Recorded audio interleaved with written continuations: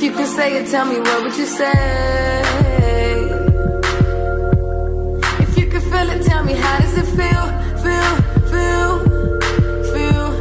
If you could say it, tell me what would you say? If you could feel it, tell me how does it feel? Your love has got me so tired out. Trust me, lonely. Love me, hold me, touch me. Your love has got me so tired out. Trust me, lonely. Love me, hold me, touch me. Your love has got me so tired. What's up? This is Reesa Renee, and you are hanging out with me in DC, and this is Theorematic.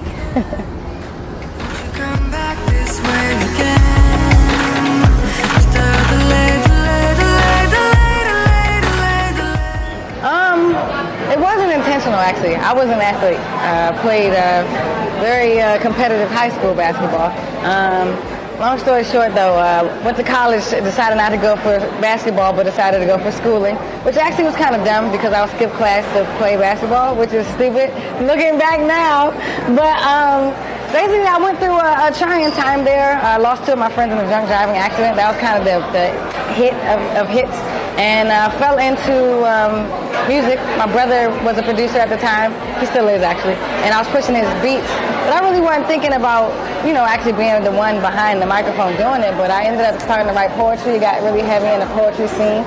And then I started writing songs. And then Got Me Loose was the first thing that came from all of that, you know what I'm saying? And I never looked back ever since, I won Apollo that year. I met Jill Scott, which is one of my biggest inspirations at that time, that year that I decided to do it for real.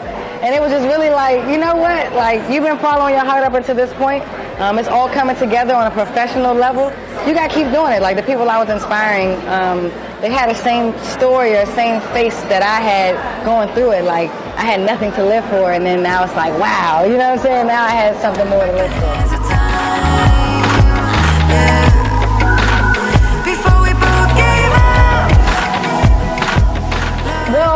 Funny thing, when I did it in 2011, it wasn't airing on TV anymore. So I would say yes, because if you think of the history, the spirits that are flowing through there. I mean, Lauryn Hill, everybody's been on that stage, So for me, it was a historical type thing. I didn't really care much about it being televised or anything. But, you have people from all different walks of life. There were people from China there, Japan, Europe, like all in one spot, because they're in the big city, in New York. And just to have all those people rooting for me the way that they did, and then afterwards it was like, that was so impactful of an experience, like, because I won, which I didn't expect to do, and for my city, that's a lot, And then afterwards, like, everybody's cheering, waiting for me to come out outside, they're doing interviews, like, it's all on YouTube, actually, I'm crying and shit, like, you even thought I won the Olympics or something. Hello, mama, you know that you make me smile, you do. The 2012, I headlined the Fillmore. I did that 2 years in a row, like as a woo. We did a tour for it, whatever. And trying to break into the industry, it's always tough to try to do that. And with that being said, just shopping music all the time. It's like I had a couple of things on the table, so I couldn't release anything. And 2 years went by. And so I'm so grateful for my fans for sticking with me through that time. But I'm like, I gotta release the music, I got to. So we put a quick little, I don't even want to call it quick, because Lovers Rock, I'm not trying to poo-poo it because it's a good project. But we did the best we could to supply a plethora of what I've been working on at that time. So a lot of my love songs, including Got Me Loose, Last Goodbye, contradict themselves. So it's like, I love you, but I hate you at the same time. So my manager challenged me to look at love from a different angle and accept whatever mood it was that I was in.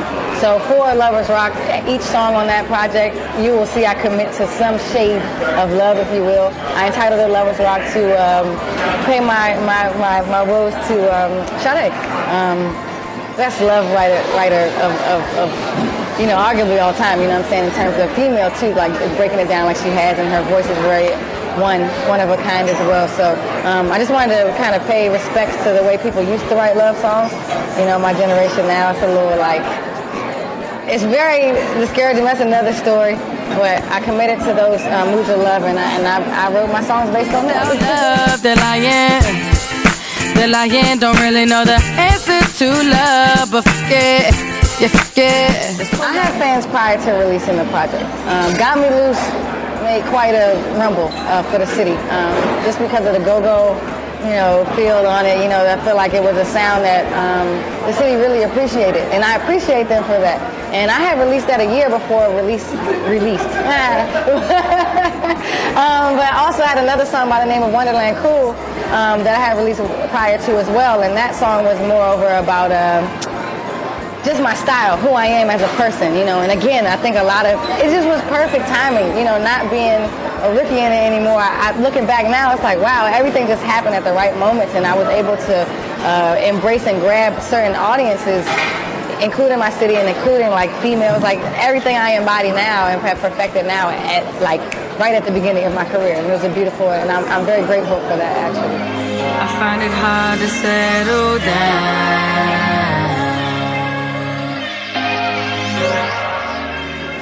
You know where I'm from, right? Nah, where I'm raised, man, DC Metropolitan, like DC, Maryland, like grew up off of Chuck Brown. Like that's what I was raised off of. One thing I always think about the culture here, like we're raised off of studying music because of the go-go culture. That's what kind of just forced us into doing. So it actually was kind of backwards for me. I was ready for the stage. If anything, when I first started, it was I was more kind of shucky because of the original music that I was doing. Everything wasn't go-go, and at that time, people weren't necessarily used to that, here. They were, but they weren't. Like, if they want to see a show, they would go see Music Soul Child or Jill when she comes in town, or Dwelle or whoever else, If they wanted to go to a go-go, they go see Back, or they go see TCB or RM or Duresses, etc. But we, started combining those two things into one show, just kind of giving a new flavor or whatever. So it's backwards for me. Going from live, a lot of the songs I wrote on my first project, I wrote those to extend my show, because they were booking me for 45-minute sets. And I had just started, so I was like, okay, well, we got this song, but now we got to write another one. So the album kind of came together. I worked backwards from live to then teaching myself how to be an artist in studio. And I'm still teaching myself how to be an artist on paper or in the books. So when I'm trying to get on these bigger shows, that's kind of like my struggle now, They want me to do track shows, and I'm not against it.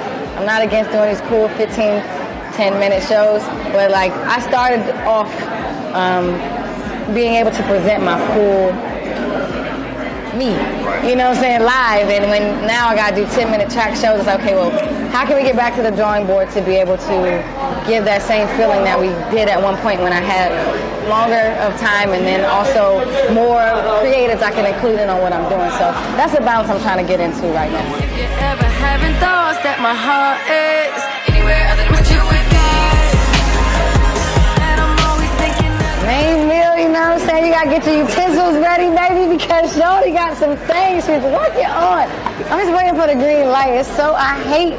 I despise, as an artist, I despise the game, or I don't want to call it the game.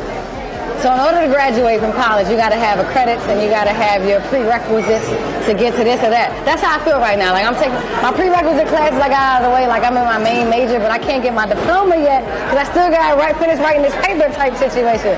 So I have everything. I have all the ingredients. I have all the songs. I have, the ideas of where I'm going to be taking my brand and the visuals and everything like that. It's just a matter of getting it all in the gumbo and then getting the right people to sell my recipe so that it's to a larger audience, so I can expand beyond my little circle.